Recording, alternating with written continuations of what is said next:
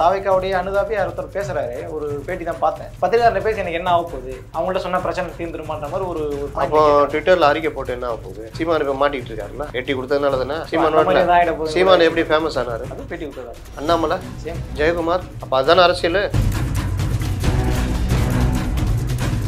தாவேக்கா இந்த மாதிரி போனாங்கன்னா ஒண்ணுமே பண்ண முடியாது. அப்போ என்ன காரணம்? நீங்க ஒரு படை வீரர்கள் இருக்கிறாங்க, படை தளபதிகள் இல்லை, படை கலன்கள் இல்லை, எப்படி போர் புரியணும்னு அந்த வியூகம் வகுக்கிறதுக்கான ஐடியா இல்லை, சண்டை எப்படிலாம் யார் யாரை சந்திக்கணும்னு களத்துலயும் இல்லை. இதெல்லாம் இல்லாம திடீர்னு போருக்கு போவோம்னா எப்படி போக முடியும்? யார் சொல்றா? செய்தி ஊடகங்கள் செய்தி ஊடகம் சொல்றதெல்லாம் உண்மையா? 10 பெண்களுடைய வீடியோ சிக்கியது, திருப்பூர் நபர் மாட்டினார், அவர் தான் அந்த சாரா அப்படின்னு வெக்கமே இல்லாம போட்டாங்க. யார் இந்த சார்? ரூம்ல உட்காந்து எழுதி போட்டாங்க.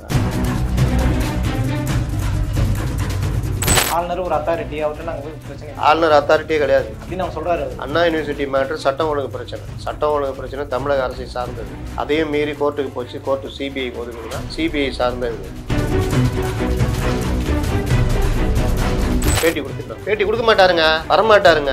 எதுக்குங்க வரணும்? எல்லாரும் மாதிரி நாங்கள் கிடையாதுங்க. எல்லாரும் மாதிரி நீங்க கிடையாதா? சரி, அப்போ நாங்களும் உங்களை அது மாதிரி ட்ரீட் பண்றோம், மக்கள் ட்ரீட் பண்ணுறோம். ஏன்னா முன்னாடி ஒருத்தருக்கிறாரு அண்ணன், எல்லாரும் மாதிரி நாங்கள் கிடையாது, போராட்டங்களே இல்லாமல் தான் எங்கள் கட்சி இருக்கும், எங்கள் கட்சி எந்த விவகாரத்துக்கும் போராடாது, நாங்கள் அப்படி பார்ட் டைம் அரசியல்வாதி எல்லாம் சொன்னாரு. அப்படியா? நல்ல விஷயங்க. உங்களை நாங்கள் பார்ட் டைம் அரசியல்வாதியாக பார்க்குறோம், போயிட்டு வாங்க ராசா அப்படின்ட்டாங்க.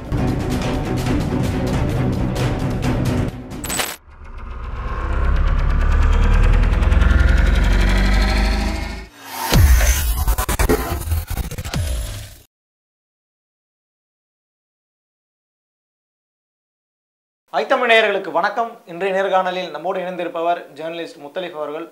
சமகால அரசியல் நிகழ்வுகள் குறித்த பல்வேறு கேள்விகளுக்கு பதிலளிக்க இருக்கிறார். வணக்கம் சார். வணக்கம். விஜயினுடைய கட்சி டிவிக்கு 2% ஓட்டு கூட வாங்காதுன்னு சொல்லிட்டு ஜான் ஆரோக்கியசாமி பேசியிருக்கிறார். இது கட்சிக்குள்ள இப்பதான் போய் ஆரம்பிச்சு பெரிய ஒரு பிரச்சனை உண்டாகிட்டு இருக்கு. ஜான் ஆரோக்கியசாமி பேசினதா அந்த ஆடியோ அப்படிதான் வந்துருக்கு. எப்படி சொல்றீங்க?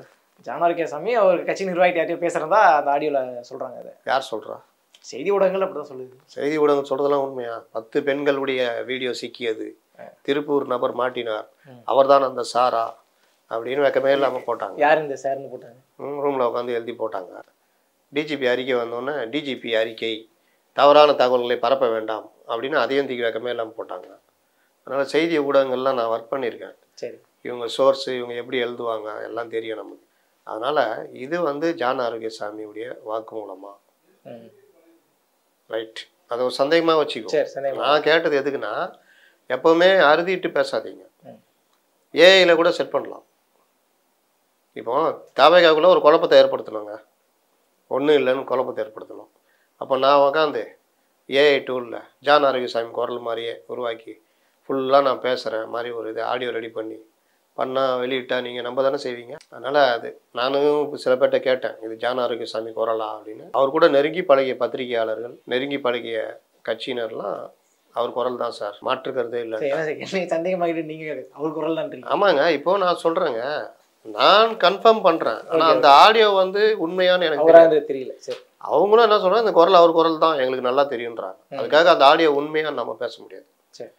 உண்மையோ பொய்யோ அது தனியாக வச்சிருவோம். ஆனால் அந்த ஆடியோவில் இருக்கிற கண்டென்ட் இருக்குல்ல, அதுதான் பேசப்பட வேண்டியது. அப்போ அவர் அதில் சொல்றாரு உண்மைன்னு வச்சுக்கிட்டோம். அவர் சொல்றதுல பெரும்பகுதி பிரச்சனை, விமர்சனங்கள் இந்த 3-4 மாத காலகட்டங்களில் கட்சியில வெளியில இருக்கிறவங்களால பரவலாக வைக்கப்பட்டது. நானே கூட பேசியிருக்கேன்.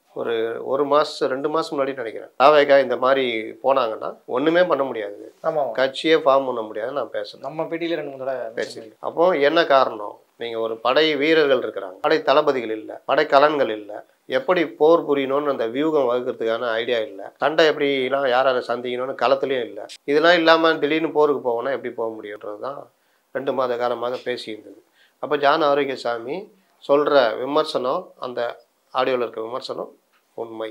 ஏன் உண்மை அப்படின்னு கேட்டால், நீங்கள் தாவேக்கா ஆரம்பித்த பிறகு அவர் பேசின 45 நிமிஷம் பேச்சில், யார் விஜய் பேசின பேச்சில் கிளியர் கட்டாக அவர் நமக்கு ஒரு இது கொடுத்தாரு, பிக்சர். சித்தாந்த எதிரி, அரசியல் எதிரி, ஒரு குடும்பமே மன்னர் இது மாதிரி ஆட்சி நடத்துறாங்க. அப்போ இங்கே நீங்கள் இது பாசிசம், எதிராளிகளை அடக்கிறது, ஒடுக்கிறது எல்லா வேலையும் பண்ணுறீங்க. சேம் அதே வேலை இங்கே பண்ணும்போது அது பாசிசமா, இது பாயாசமா, இப்படி எல்லா வகையிலும் கேட்டார். நான் மக்களுக்கான அரசியல் செய்வேன், வழக்கமான அரசியல் மாதிரி பண்ண மாட்டேன், எது தேவையோ அதை நான் செய்வேன், இது எல்லாத்தையும் சொன்னார். நல்ல ஒரு கிளியர் கட் நம்ம இமேஜ் கொடுத்துட்டாரு. இவர் தான் எதிரி, இவங்க எதிரி, மற்றவங்க வந்து ஆட்சியில் இல்லை, அதனால ஆட்சியில் இருப்பவர்கள் எதிரின்றதான் அரசியல் எதிரி, கொள்கை எதிரி, கொள்கை எதிரி. அதற்கு பிறகு முதல்ல அறிவிச்சாச்சு. அதற்கு அடுத்தது லவ் சொல்லிட்டீங்க. அடுத்து பீச்சு, பார்க்கு, அங்கங்கன்னு சுற்றணும்ல, ஹோட்டலுக்கு போகணும், சாப்பிட்ணும், என்னென்ன நடக்குதுன்னு பண்ணணும், இப்படி தான் நகரணும். சரி, அது கூட வேணாம். ஒரு கல்யாணம் ஃபிக்ஸ் பண்ணிட்டாங்க, இன்னார் மாப்பிள்ளை இன்னார் பொண்ணுன்னு. ஜனவரி 2026 மார்ச் மாதம் கல்யாணம். என்ன பண்ணுறீங்க? ஒரு வேலையும் செய்யலை, கம்முன்னு உட்காந்துக்கிறீங்க. யாராவது கேட்டால் துண்டு சீட்டு எழுதி கையில் கொடுத்துறீங்க தான் வச்சுக்கணும். அதை தாண்டி கல்யாண மண்டபம் பிடிக்கிறதோ இல்லை மற்ற இதுக்கு செட் பண்ணுறதோ மற்ற பத்திரிக்கை அடிக்கிறது மற்ற எந்த வேலையும் செய்ய மாட்டோம். ஆனால் அன்றைக்கி கல்யாணம் நடந்துடும், நான் தான் மாப்பிள்ளை அப்படின்னா எப்படி அது? அப்போது ஒரு அரசியல் கட்சி ஆரம்பிக்கிறீங்க. நீங்கள் 2022 ஆரம்பிச்சிருந்தால் அந்த கேள்விலாம் வராது. சரி, நீங்கள் போய் நடிங்க, புஷியானது நீங்கள் போய் மன்ற பணிகளை பாருங்கள். மன்ற பணிகள் தானே பார்த்துட்ருக்காரு. அவர் அரசியல் பண்ணி பார்க்கணும், கட்சி பணி. அவர் மன்றத்துக்கான நல்ல தலைவர். மன்றம் என்ன பண்ணும்? ரசிகர் மன்றம் என்ன பண்ணும்? படத்துக்கான ப்ரமோஷன், அவங்களுக்கான ப்ரமோஷன் அது பண்ணோம். அடுத்து சின்ன சின்ன நற்பணிகள் பண்ணோம், பிளட் டொனேஷன் பண்ணோம், ஏதாவது கொடை கடை வாங்கி தரோம், தண்ணீர் பந்தல் அமைச்சு கொடுக்கும். அந்த வேலையை அவர் நல்லா பண்ணுறாரு. அவருடைய ட்விட்டரில் போய் பாருங்கள். அப்போ அதுக்கேற்ற ஒரு மிக சிறந்த தலைவர். ஆனால் அரசியலுக்கான கட்சிக்கு இது உதவுமானா உதவாது. இப்போ நீங்கள் 22 ஆரம்பிச்சிருந்தீங்கன்னா இந்த மன்ற பணிகளை இவர் பார்த்துக்கிட்டு அவர் வாட்டில் ஷூட்டிங் நடிச்சிக்கிட்டு வெங்கட்ராமன் பாகத்தில் கணக்கு பார்த்துக்கிட்டு அப்படியே ஓடினாங்கன்னா நமக்கு ஒன்றும் பிரச்சனை இல்லை. 4 இருக்குது, மொல்லமாக பண்ணிக்கலாம். கமல்ஹாசனே கட்சி ஆரம்பிக்கும் போது உங்களுக்கு என்ன அப்படி? ஆனால் தேர்தலுக்கு 1 வருஷம் தான் இருக்குது. நீங்கள் என்ன சொல்கிறீங்க? நாங்கள் தான் ஆட்சியை பிடிப்போம், தனிப்பெரும்பான்மை. ஒருவேளை கூட்டணி வந்தால் அவர்களுக்கும் ஆட்சியில் பங்கு கொடுக்க வேண்டும் அல்லவா, அவர்களுடைய உணவையும் மதிக்க வேண்டும் அல்லவா அப்படிலாம் சொன்னார். அந்த நம்பிக்கையெல்லாம் நம்ம குறை சொல்ல முடியாது. எல்லாரும் வரும்போது அவங்களுக்கும் வரலாம். ஆனால் அந்த நம்பிக்கைக்கு பாத்திரமாக நீங்கள் என்ன முயற்சி எடுத்தீர்கள்? எனக்கு ஐஏஎஸ் படிக்கணும், ஐபிஎஸ் படிக்கணும். நான் சும்மா லோக்கல் புக்கு குமுதம், ஆனந்த விகடன் அது இதுன்னு வாங்கி படிச்சுக்கிட்டு ஐஏஎஸ் எக்ஸாம் எழுத முடியுமா? படிக்கணும்னு முடிவு பண்ணிட்டா ஒரு இன்ஸ்டியூட்டில் ஜாயின் பண்ணணும். அப்புறம் கரண்ட் அஃபேர்ஸ்ன்னா எல்லாத்தையும் தேடி படிக்கணும், அவங்க கொடுக்குற சிலபஸ் படிக்கணும், அது பயிற்சி எடுக்கணும், எழுதி பார்க்கணும். எல்லாம் பண்ணால் தானே நீங்கள் போக முடியும். இப்போ லவ் பண்ணுறவங்க கூட அப்படியே சைட்லேருந்து பார்ப்பான், முன்னாடி நின்று பார்ப்பான், அப்படி பார்ப்பான், இப்படி பார்ப்பான், அப்புறமா சூசகமாக சொல்லி பார்ப்பான், அப்புறம் ஒரு பூவை கொடுப்பான். இவ்வளோ ஒர்க் இருக்குது ஒரு லவ்வுக்கே. அப்போ அரசியல் கட்சிக்கு எவ்வளோ ஒர்க் இருக்குது? நீங்கள் 2026 ஆட்சியை வர பிடிக்க போகணும். அப்போ 234 தொகுதியில் 118 தொகுதி நீங்கள் தனியாக ஜெயிச்சு வேறு ஆகணும். அப்போ 118 தொகுதி ஜெயிக்கணும், 234 நீங்கள் எவ்வளோ நின்று ஆகணும். அப்போ அதுக்கெல்லாம் என்ன ஏற்பாடு வச்சுருக்கீங்க?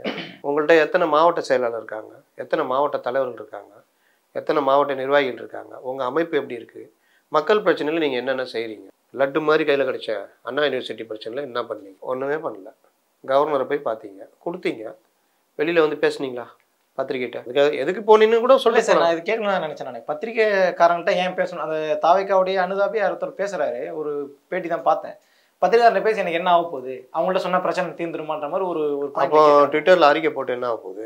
போட்டால் பிரச்சனை தீர்ந்துருமா? அதுதானே. சினிமாவில் நடிச்சு என்ன ஆக போகுது? ஜனங்க பார்த்தா பிரச்சனை தீர்ந்துருமா? கட்சி தொடங்கி என்ன ஆக போகுது? ஆளுநர் ஒரு அத்தாரிட்டி, அவர்கிட்ட நாங்கள் போய் பிரச்சனை. ஆளுநர் அத்தாரிட்டியே கிடையாது அப்படின்னு அவங்க சொல்கிறாரு. அண்ணா யூனிவர்சிட்டி மேட்ரு சட்டம் ஒழுங்கு பிரச்சனை. சட்டம் ஒழுங்கு பிரச்சனை தமிழக அரசை சார்ந்தது. அதையும் மீறி கோர்ட்டுக்கு போச்சு, கோர்ட்டு சிபிஐ ஒதுக்குதுன்னா சிபிஐ சார்ந்தது. அது சட்டம் ஒழுங்கு ப்ளஸ் நீதிமன்றம் சார்ந்த விஷயம். கவர்னர் இதில் என்ன பண்ணுவார்? கவர்னர் அதிகபட்சம் நான் செஞ்சுருக்கணும், அது செய்யலை. அந்த எஸ்ஐடி டீமு, கமிஷனரு, டிஜியை கூப்பிட்டு இந்த விவகாரத்தில் நான் வேந்தர் கூடுதல் ப்ரெஷர் என்ன பண்ணியிருக்கீங்க, என்னென்ன பண்ணுறீங்க, எனக்கு ரிப்போர்ட் அனுப்புங்க, என்ன விசாரணை எந்த லெவலில் போகுது, இதெல்லாம் கேட்டுருக்கணும், பண்ணியிருக்கணும். ஆனால் அவருக்கு என்ன பெரிய பிரச்சனை? தேசிய கீதம் ஒரு தடவை பாடிடணும். இவங்களும் அந்த பிடிவாதம் பிடிச்சிக்கிங்க, பாடுங்களேன் சார், ஓகே சார் பாடுங்கப்பா, அப்புறம் வேறு ஏதாவது பிரச்சனை இருக்குதா? இல்லை அடுத்த வருஷம் யோசிச்சுட்டு வரேன்னு தான் போவார். வேறு என்ன பண்ண முடியும்? அப்போ இந்த சில்லறை சண்டைகளில் தான் இவங்க கவனம் செலுத்துகிறாங்க தவிர காரியம் ஆகுதுன்னு செலுத்தலை. இப்போ நான் வர்றேன், அந்த யாரோ சொன்னார் நீங்களே பேட்டி கொடுக்கறதுனால என்ன வந்துட போகுதுன்னு. அவருக்கு என்ன அரசியல் அறிவு இருக்கும்? பேட்டி கொடுக்காம நீங்கள் மக்களை எப்படி போய் ரீச் ஆவீங்க? பேட்டி கொடுக்காம சம்மந்தப்பட்ட அதிகாரிகள் எப்படி ரீச் ஆகும்? பேட்டி கொடுத்தா தானே உங்கள் நிலைப்பாடு என்னன்னு தெரியும். சீமான் இப்போ மாட்டிக்கிட்டு இருக்காருல்ல, பேட்டி கொடுத்ததுனால தானே. சீமான் எப்படி ஃபேமஸ் ஆனாரு? அதுவும் பேட்டி கொடுத்ததால. அண்ணாமலை, ஜெயக்குமார், எடப்பாடி பழனிசாமி என்ன குற்றச்சாட்டு வச்சிருந்தீங்க? எங்கேயுமே வரமாட்டேங்கிறாரு, பேட்டியே கொடுக்க மாட்டேங்கிறாரு. பேட்டி கொடுத்தா அப்போ அதுதானே அரசியல். அப்போ பேட்டி கொடுத்ததுனால என்ன லாபம்னு கேட்டால் என்ன அர்த்தம்? உங்களுக்கு தெரியல. பிரச்சனை என்னன்னா, நீங்கள் அண்ணா யூனிவர்சிட்டி சம்மந்தமாக உள்ளே போய் கொடுக்குறீங்க. நான் இந்த மாதிரி கொடுத்தேன், கவர்னர் பார்த்து சொன்னேன். அவரும் இந்த விஷயத்தில் ரொம்ப சீரியஸாக கேட்டுக்கிட்டாரு. நான் வந்து தக்க நடவடிக்கை எடுக்கிறேன்னு சொல்லியிருக்காரு. இதில் எங்களுடைய கோரிக்கை என்னென்னா, அந்த எஸ்ஐடி போட்டிருக்கிறதுல விசாரணை முறையாக நடக்கணும். யார் அந்த சார் என்பது விசாரணையில் கண்டிப்பாக தெரிஞ்சாகணும். இல்லை அரசியல் அழுத்தங்கள் எதுவும் இருந்தாலும் தாவேகா பார்த்துக்கிட்டு சும்மா இருக்காது அப்படின்னு எதையாவது சொல்லிட்டு போய்கிட்டே இருங்கன்றேன். அவங்க கேட்குற எதாவது ஒன்று கேட்பான்ல, ரஜினிகாந்த் அடுத்த படத்தோட உங்கள் படம் மோதுமா அப்படின்னு. அப்போ தான் வந்துட்டு ஒருத்தன் ரொம்ப புதுசாக அதுக்கெல்லாம் நீங்கள் பதில் சொல்கிறீங்கன்றான். ரஜினி செய்வார்ல, இல்லைங்க வரட்டுங்களா வரட்டுங்களா அப்படின்னு அந்த மாதிரி இல்லைங்க வரட்டுங்களா, இந்த மேட்டருக்கு வந்தேன். போய்கிட்டே இருங்க. சரி நீங்கள் வேணாம், நீங்கள் இருந்தால் தான் ரஜினிகாந்தை பற்றி கேட்பாங்க, எதை கேட்பாங்க. புஷி ஆனந்தை விட்டு பேச சொல்லலாம்ல. அது இன்னும் பிரச்சனையாக இருந்தால் இருப்பாங்க. என்ன பிரச்சனை ஆகும்? எதையாவது பேசிட்டு போனால் எதையாவது பேசுகிறவர் எதுக்கு இங்கே பொதுச் செயலாளராக வச்சுக்கிறீங்க சொல்லுங்க. அப்போ எனக்கு என்ன சந்தேகம்னா, இப்போ விஜய் மக்களை பார்க்க பயப்படுறாரோ, ஒரு மீடியா மீட் பண்ண பயப்படுறாரோ? வேற என்ன சொல்லுங்க. புஷி ஆனந்த் ஏன் பயப்படுறாரு? விஷயம் ஞானம் இல்லையா? எதுக்கு பயப்படணும் சொல்லுங்க. எதுக்கு நான் என்ன சொல்கிறேன், உள்ளே போய் கொடுக்குறீங்க லெட்ரு, வெளியில் வர்றீங்க, உங்களுக்காக மீடியா காத்துக்கிட்டு இருக்குது. நீங்கள் என்னன்னு சொல்ல போகிறீங்க? கவர்னர் சொன்ன எல்லாத்தையும் சொல்ல முடியாது. சில இது சபை நாயகங்கிறது அவங்கள விட மாட்டேன் நான். இந்த ஸ்டாலினை என்ன பண்ணுறேன் பாருங்க கவர்னர் சொல்லியிருந்தாருன்னு வச்சுக்கோங்க. அதை இங்கே வந்துட்டு விட மாட்டேன் நான், ஸ்டாலின் என்ன பண்ணுறேன் கவர்னர் சொன்னார்னா சொல்லுவாங்க. அப்போ ஒரு அறைக்குள்ளே இந்த மனு கொடுத்து பேசுறது இந்த விஷயங்களில் நாங்கள் கொடுத்தோம். கவர்னர் நல்லபடியாக தான் எங்களை ரிசீவ் பண்ணார். பொறுமையாக நாங்கள் சொன்னதெல்லாம் கேட்டுக்கிட்டாரு. இந்த விவகாரத்தில் கவர்னரும் வெகு கவலையாக இந்த விஷயத்தை பார்க்குறாரு. நான் வந்து கண்டிப்பாக ஒரு நீதி கிடைக்கிறதுக்கு நான் நடவடிக்கை எடுப்பேன்னு கவர்னர் சொல்லியிருக்காரு அப்படின்னு சொல்லிவிட்டு தாவேகாவுடைய நிலைப்பாடு இதில் என்னவா இருக்குது அதையும் சொல்லிவிட்டு போகலாம். அவர் வந்து அந்த மாணவியை சந்தித்து பணம் கொடுக்குற ஏற்பாடில் கூட இருந்தார். ஆனால் அது நீங்கள் அடையாளப்படுத்தவே கூடாதுன்னா எப்படி நீங்கள் பணம் கொடுக்க முடியும்? நான் கூட நினச்சேன் கவர்னர்ட்டையும் அவர் தானே வேந்தார், ஐயா அந்த மாணவிக்கு தாவேகா சார்பில் நாங்கள் ஒரு குறிப்பிட்ட தொகை அவங்களுக்கு போய் சேர்ந்தா நல்லா இருக்கட்டும் அப்படின்னு பண்ணுவார்னு நினச்சேன். அது என்ன தெரில, அந்த ஐடியா அவங்க செய்யலை. ஆனாலும் தாவேகாவுடைய நிலைப்பாடு என்னன்றதை சொல்லியிருக்கணுமா வேணாவா? நீங்கள் கையாட்டு போயிட்டீங்க, அவராக பேசணும்ல. அப்போ யாருமே பேச மாட்டீங்கன்னா எது கட்சி வச்சுருக்கீங்க அப்படின்ற கேள்வி மற்ற அரசியல் கட்சியில் மற்றவர்களால் வைக்கப்படுமா இல்லையா? சரி அதை விட்டுருங்க. நீங்கள் எழுதுன லெட்டரை எதுவுமே பண்ண முடியல. தலைவர்கிட்ட கேட்டாலும் எங்கே போய் கேட்கறதுன்னு தெரில, யாரை பார்க்கறதுன்னு தெரில, அவங்களும் ஒன்றும் சொல்ல மாட்டேங்கிறாங்க. சரி நம்மளா ஜெராக்ஸ் எடுத்து கொடுப்போம்னு கொடுத்ததை உங்களுக்கு மேலும் உதவுகின்ற வகையில் போலீஸ் அவங்க பிடிச்சி கைது பண்ணிச்சு. கைது பண்ணோன்னே உங்களுக்கு அது ஸ்கோர் பண்ணக்கூடிய விஷயம் தானே. சரி இவங்க தொண்டர்கள் இறங்கிட்டாங்க, கைது பண்ணோன்னா அதை கண்டிச்சு அவங்களும் இறங்கணுன்னா அவங்களையும் கைது பண்ணிட்டாங்க. அவங்கள கைது பண்ணோன்னா இவர் பார்க்க வர்றாரு, பார்க்க வரவரையும் உட்கார வச்சிட்டாங்க, கைதுன்ட்டாங்க. கொஞ்ச நேரம் ஒரு மாதிரி உட்காந்துருந்தாப்புல. அப்புறம் எல்லாரையும் ரிலீஸ் பண்ணிட்டாங்க. அங்கேயாவது பேசலாம் சொல்லுங்க, பேசலாம்ல, சொல்லலாம்ல. என்ன இதுன்னு தாவேகா நிலைப்பாடை சொல்லலாம், அரசை கண்டிக்கலாம், மாணவிக்கு நீதி கேட்கலாம். அவன் மைக் எண்ணிட்டுனா கொட்டி தீக்கிறது ரெடியாகிறான். லெட்டர் பேடு கட்சி நீங்கள் பார்த்தீங்கன்னா சார் போதும் சார், காது அந்து போச்சு சார், பேசிக்கிட்டே இருக்கிறீங்க அப்படின்ற அளவுக்கு பேசுகிறாங்க. அப்போது நீங்கள் பேசவே மாட்டேன்னு அர்த்தம். இது கட்சியுடைய அதுக்கு ஒரு சப்பக்கட்டு. பேட்டி கொடுத்துட்டோம், பேட்டி கொடுக்க மாட்டாருங்க, வரமாட்டாருங்க. எதுக்குங்க வரணும்? எல்லாரும் மாதிரியும் நாங்கள் கிடையாதுங்க.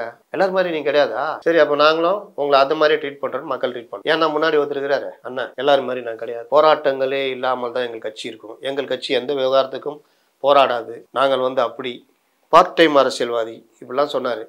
அப்படியா? நல்ல விஷயங்க, உங்களை நாங்கள் பார்ட் டைம் அரசியல்வாதியாக பார்க்குறோம், போயிட்டு வாங்க ராசா அப்படின்ட்டாங்க. இப்போ வந்துட்டு அறிவாலயம் வாசலில் உட்காந்துக்கிட்டு இருக்காரு. 6 சீட்டு கொடுக்க போகிறாங்களா சார் அப்படின்னு ஒரு தகவல் வந்துச்சு. எது 6 சீட்டு கொடுக்க போகிறதா தகவல் வந்துச்சு மக்கள் நீதி மையம். எந்த 6 சீட்டு அப்படின்னு அவங்க சொன்னாங்க சார். ஏங்க ஒரே ஒரு சீட்டு தானுங்க தரேனாங்க ராஜ்யசபாக்கு. கேண்டிடேட்டே இல்லை, நான் கேண்டிடேட் பேச்சுவார்த்தைலாம் பண்ணுற மாதிரிலாம் செய்திகள் நமக்கு வந்து இல்லைங்க, ராஜ்யசபாவில் ஒரே ஒரு சீட்டு தானே கொடுக்குறேன்னாங்க. 2026 உங்களுக்கு 6 சீட்டு கொடுக்குறாங்க. அந்த 6ல் சில கேண்டிடேட்ஸ் பிரச்சனை இருக்கிறதுனால திமுகவில் கூட சில பிரமுகர்களையே அங்கே நிப்பாட்டுற மாதிரிலாம் பேச்சு. அதெல்லாம் சும்மா அவங்கள்ட்ட இருக்காங்க கேண்டிடேட். எவ்வளோ பேர் போட்டிட்டாங்க, போன எலெக்ஷன்லேயே போட்டிட்டாங்க 21 இருக்காங்க, எவ்வளோ பேர் இருக்காங்க, அதெல்லாம் பிரச்சனை இல்லை. ஆனால் இப்போ இந்த அமைதிங்கிறது ஊடகத்தை சந்திக்கிறதா இருக்கட்டும், இல்லை மக்களை போராட்ட களங்களை சந்திக்கிறதா இருக்கட்டும், இதெல்லாம் மிகப்பெரிய அளவு பேக் ஃபயர் ஆகும்ல சார் அவருக்கு? யாருக்கு? விஜய்க்கு. இதை தான் சொல்கிறேன். இப்போ ஜான் ஆரோக்கியசாமி பேசின அந்த ஆடியோ ரொம்ப சிம்பிளாக சொல்லணும்னா, ஒரு கட்சினா எப்படி இருக்கணும்னா, இவ்வளோ நேரம் நாம் வந்து இந்த மைனஸ்லாம் பேசிட்டோம்.